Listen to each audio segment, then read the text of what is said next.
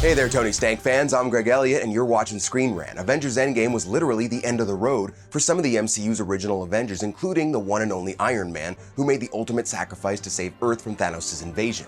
But Tony Stark could still return to the MCU outside of the Black Widow prequel, that is.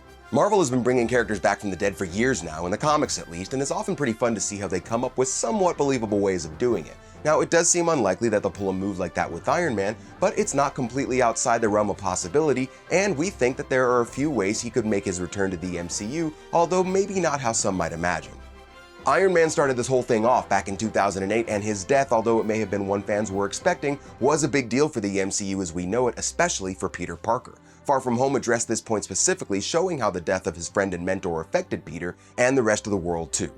Now, you can make an argument either way, either for Tony making a comeback to the MCU or for keeping his absence permanent. So, if Marvel does ultimately decide to bring him back, here's how it could be done without necessarily undoing his death. Although Iron Man was a minor character by Marvel standards prior to the movies, he basically became the biggest character that the MCU had, and thanks to some totally perfect casting, probably the most popular one they had too. Marvel knew where they were going and what they wanted for each character, so they knew that once Endgame happened, Tony's time in the MCU would be up.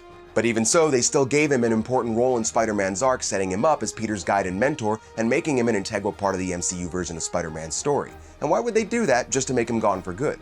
Sure, Marvel could probably find some in-universe way to undo Iron Man's death and bring him back, but as much as fans love him, that would pretty much be the worst decision they could make.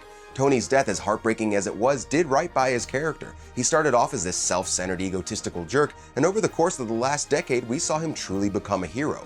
But bringing him back doesn't necessarily mean erasing his death. I mean, he is Tony Stark after all, super genius and tech wizard, so maybe Marvel has a different type of comeback in mind. You following where I'm going here? Tony could very easily, and within the limits of the established MCU, come back as an AI, a la Jarvis or Friday or Edith. He knew that it was fairly possible that he might die during Endgame, and we know that he planned ahead. And as such, is it really that far outside the realm of possibility that he could have made a digital version of himself?